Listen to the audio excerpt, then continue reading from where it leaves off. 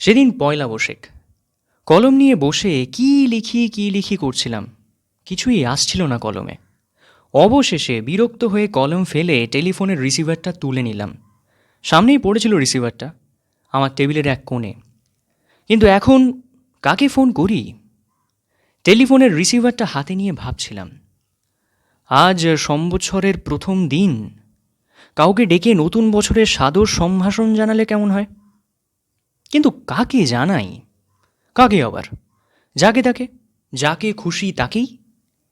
আজকের দিনে কে আপনার, কেই বা পর? একধার থেকে ডেকে ডেকে সবাইকে আমার শুভেচ্ছা জানিয়ে দিই, ধরে পাকড়ে তাই করাটাই কি ঠিক হবে না? টেলিফোন ডিরেক্টরি নিয়ে নাড়াচাড়া করি। অসংখ্য নাম, নম্বরও বহুত। কোন ধার থেকে শুরু করা যায়? চক্রবর্তীদের নিয়েই আরম্ভ করা যাক না। Charity begins at home. তাছাড়া বঙ্কিমবাবুও বলে গেছেন। কি বলে গেছেন? না না না, চক্রবর্তীদের নিয়ে বিশেষ কিছু বলেননি, তবে চক্রবর্তীদের নিয়েও সে কথা বলা যায়। একটু ঘুরিয়েই বলতে হয় বলতে গেলে। হ্যাঁ, চক্রবর্তীকে চক্রবর্তী না ডাকিলে কে ডাকিবে? অতএব একে একে চক্রবর্তীদের ধরে ধরে ডেকে যাই এবং মিষ্টি করে নববর্ষের সাদর সম্ভাষণ জ্ঞাপন করি। আমার দ্বারা তাদের চক্রবর্তী সুলভ যৎকিঞ্চিৎ জীবনে কিছু কিছু আরামের আমদানি হোক, ক্ষতি কী? কিন্তু চক্রবর্তীও খুব কম নেই। তারাই 1.5 গজ জুড়ে আছে ডিরেক্টরির। কলকাতার ফুটপাত হতে পারে, কিন্তু টেলিফোনের পাতারও যে এমন চক্রবর্তী সংকুল, এই ধারণা আমার ছিল না।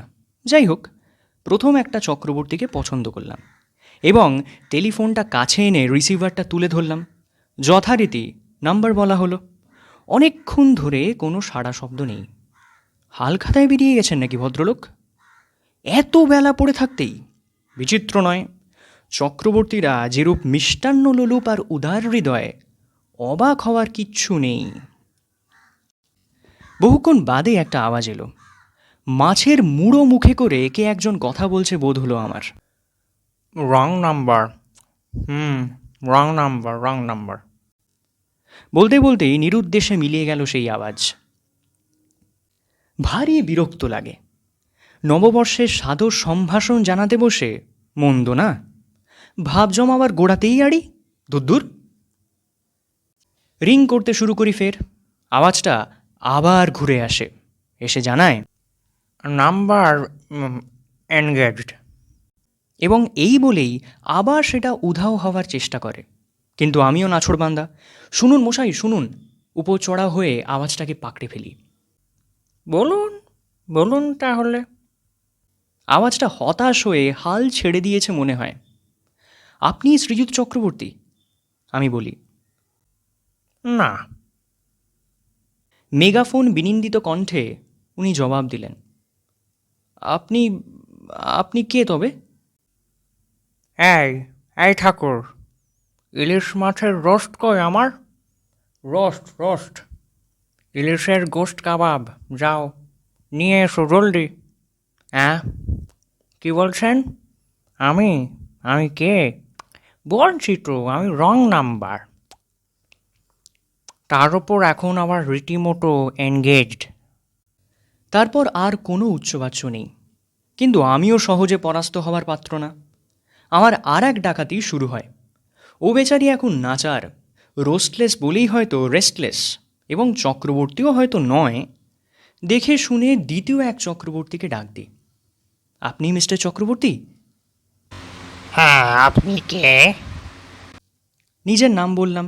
টেলিফোনের অপর প্রান্তবর্তী সশব্দে ফেটে পড়লেন। বাধিত হলাম, কিন্তু আপনাকে তো আমি চিনি না মশাই, আর নামও শুনিনি কখনো। আমার কাছে কি দরকার আপনার? আগে দরকার এমন কিছু নয়, এই কেবল আপনাকে আমার নমস্কার, অর্থাৎ এই নববর্ষের। কে হে বৎসকরা, ইয়ার্কি দেবার আর জায়গা পাওনি? 8 ঘন্টা ধরে রিং করে অনর্থক বাথরুম থেকে টেনে আনলে আমায়। এখন ঠান্ডা লেগে আমার সর্দি হবে, সর্দি বসে গিয়ে ব্রঙ্কাইটিস হবে, তারপর নিউমোনিয়া দাঁড়িয়ে নিমতলা হয় কি না কে জানে। হায় হায়, তোমার মতো গুন্ডার পাল্লায় পড়ে অবশেষে আমি বেঘরে মারা পড়লাম। এবং সঙ্গে সঙ্গে তিনি কানেকশন কেটে দিলেন। নববর্ষ অবধি হয়ে থাকলো, সাদর সম্ভাষণটা ভালো করে জানাবার ফুরসতটুকুও পাওয়া গেল না। সে অবকাশ তিনি দিলেন না আমায়। আবার ডাক দিতে হলো ভদ্রলোককে। দুঃখের সহিত সেই বাথরুম থেকেই টেনে আনতে হলো আবার। কি করব, কোনো কাজ অসমাপ্ত কি অর্ধসমাপ্ত রাখা ঠিক নয়। সেটা চক্রবর্তীদের কাজ না। বিশেষ করে আজকের দিনে কারুর সঙ্গে নতুন বছরের প্রথম খাতির জমাতে গিয়ে অখ্যাতি লাভটা যেন কেমন। আপনি মিস্টার চক্রবর্তী? আলবাত আমি সেই। তুমি কোন ব্যাককেলে? আগে আমি আমি আমতা আমতায় দ্বিধা ভরে বলতে যাই। একটু আগেই তো তোমায় জবাব দিয়েছি, আবার কেন? আচ্ছা তেঁদড় তো। এই বলে সশব্দে তাঁর রিসিভারটা ত্যাগ করলেন। সকর্ণেই শুনতে পেলাম। আমাকে পরিত্যাগ করে আবার তাঁর বাথরুমেই প্রস্থান করলেন বোধহয়। না, উনি ওর জীবনকে সমুজ্জ্বল করতে উৎসুক নন। অন্তত আপাতত এই মুহূর্তে যে নন তা বেশ বোঝাই যাচ্ছে। তালিকায় তৃতীয় ব্যক্তিকে ধরে টানি এবার। শ্রীযুত চক্রবর্তী আপনি? হ্যাঁ, ঠিক ধরেছেন আপনি। আপনি কে? আগে আমিও আর এক শ্রীযুত। আগে হ্যাঁ, চক্রবর্তী। জুৎসই হয়ে জানিয়ে দিই। ও তাই নাকি? চোখা গলায় বলতে শুরু করেন তৃতীয় ব্যক্তি। 2 হপ্তাহ ধরে গরু খোঁজা খুঁজছি আপনাকে। সেই যে আপনি কেটে পড়লেন দালালির টাকাটা মেরে দিয়ে, তারপর আপনার আর কোনো পাত্তা নেই। আচ্ছা লোক আপনি, যাই হোক, আপনার আক্কেলকে বলিহারি? আমি একটু বিব্রত বোধ করি। সাদর সম্ভাষণের পূর্বেই একজন অপরিচিতের কাছ থেকে এতটা মোলায়েম অভ্যর্থনা, এমন সাগ্রহ হাপিত্যেশ আমি প্রত্যাশা করিনি। বিশেষ করে একটু আগেই দুটো সংঘর্ষ সামলাবার ঠিক পরেই। আমি তো কেবল সম্ভাষণ করেই সারতে চাই এবং সরতে চাই, তারপরে আর কিছুই চাই না। কিন্তু ইনি তো দেখছি তারও বেশি অগ্রসর হতে উদ্গ্রীব। যেভাবে যেরূপ ঘোরতরভাবে আমাকে খোঁজাখুঁজি করছেন বললেন, তাতে হয়তো এর পরেও রীতিমতো ঘনিষ্ঠতা জমাবার পক্ষপাতী বলেই তাকে মনে হয়। এখন ধরে বেঁধে কোরবানি না করলেই বাঁচি। আমার তরফে বাক্যস্ফূর্তি হতে বিলম্ব হয়, স্বভাবতই একটু সময় লাগে। এ কি, চেপে গেলেন যে একেবারে? অন্য তরফে সম্ভাষণের দ্বিতীয় পালা শুরু হয়েছে ততক্ষণে। বেশ ভদ্রলোক আপনি, দালালির টাকাটা তো অক্লেশে মেরে দিয়ে যেতে পারলেন, কিন্তু এই পচা বাড়িতে কোনো মানুষ বাস করতে পারে? এঁদো ড্যাম্পো মশার আড্ডায় কাঁকড়া বিচের সঙ্গে থাকতে পারে কেউ? এরকম বাড়ি আমাদের ভাড়া গছিয়ে এভাবে ঠকিয়ে কি লাভ হলো আপনার শুনি? তিনি জবাবদিহি চান।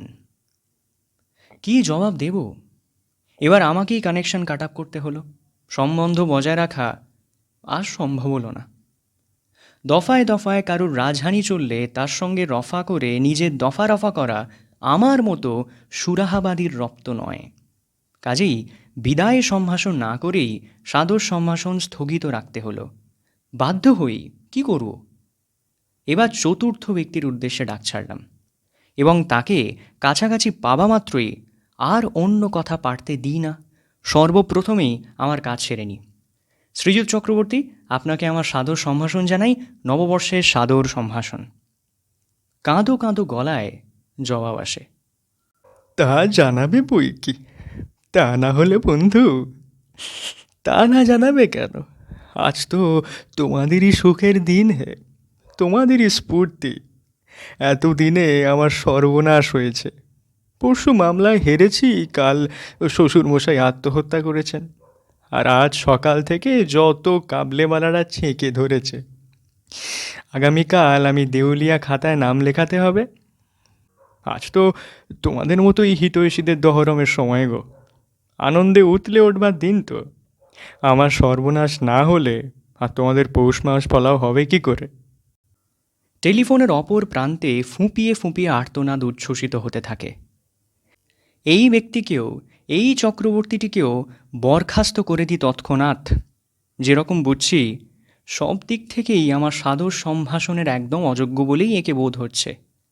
নববর্ষের জন্য একেবারেই উনি প্রস্তুত নন। অতএব পঞ্চম চক্রবর্তীকে বেশ একটু ভয়ে ভয়েই ডাকতে হয়। সাড়া দিতে না দিতেই সদ্যলব্ধ চক্রবর্তী মশাই আরম্ভ করেন। বুঝেছি, আর বলতে হবে না, গলা পেতেই চিনেছি। তা সুদটা কবে দিচ্ছেন শুনি? আসল দেওয়ার তো নাম নেই। কত জমে গেল খেয়াল আছে? হ্যাঁ, একেবারে উচ্চবাচ্য নেই। ঢের ঢের লোক দেখেছি বাবা, কিন্তু তোমার মতো 1 নম্বরের এমন জোচ্চোর আর একটাও চোখে পড়লো না। একবার যদি সামনে পেতাম, মেরে পস্তা ওড়াতাম তোমার। পস্তালেন তিনি। আর বেশি শোনবার আমার সাহস হলো না। পস্তায়মান এই ধারদাতার ধাক্কায় আমি আধার দেখলাম। তাছাড়া সামান্য সাধারণ এক নামমাত্র চক্রবর্তীকেই আমি ডাকতে চেয়েছিলাম, এহেন কোনো রাজ চক্রবর্তীকে না। রিসিভার নামিয়ে অনেকক্ষণ কাহিল হয়ে থাকি। তারপর বিস্তর ইতস্তত করে ষষ্ঠ ব্যক্তির জন্য রিসিভারটা তুলি। কথায় বলে বারবার 3 বার, আবার 3-এ শত্রুতাও হয় বলে থাকে।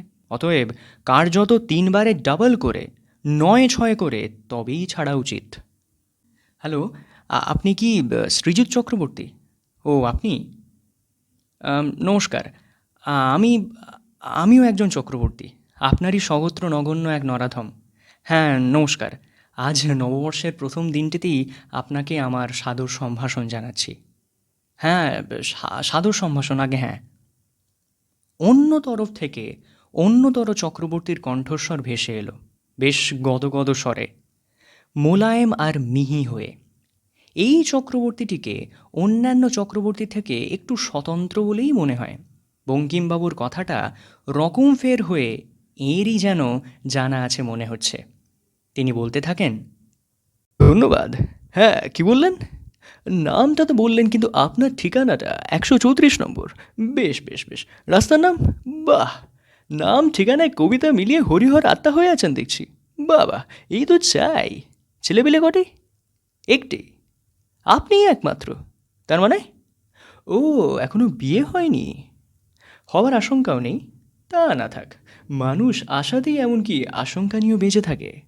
বয়সটা কত বললেন? আন্দাজ করা একটু কঠিন, 28 থেকে 88-এর মধ্যে। তাহলেই চলবে। এত কথা জিজ্ঞেস করছি কেন? এক্ষুনি জানতে পারবেন। আমি যাচ্ছি আপনার কাছে। না না, কোনো ঘটকালি নয়। তবে আপনি যেমন আমাকে সাদর সম্ভাষণ দ্বারা আপ্যায়িত করলেন, তেমন আজ নববর্ষের প্রথম দিনে একটা ভালো কাজ আপনার জন্য আমিও করতে চাই। আপনার জীবন বীমাটা আজই করে ফেলুন। শুভস্য শীঘ্রম। জীবন বীমার দ্বারাই জীবনের সীমা বাড়ানো যায়। অতএব শুভ কাজ দিয়েই বছরের প্রথম শুভ দিনটা আরম্ভ হোক। কেমন? দাঁড়ান, এই দণ্ডে আমি যাচ্ছি। এই প্রত্যুত্তর লাভের পর বলাই বাহুল্য, আমি আর দাঁড়াইনি, সেই দণ্ডেই বাড়ি ছেড়ে পালিয়েছিলাম।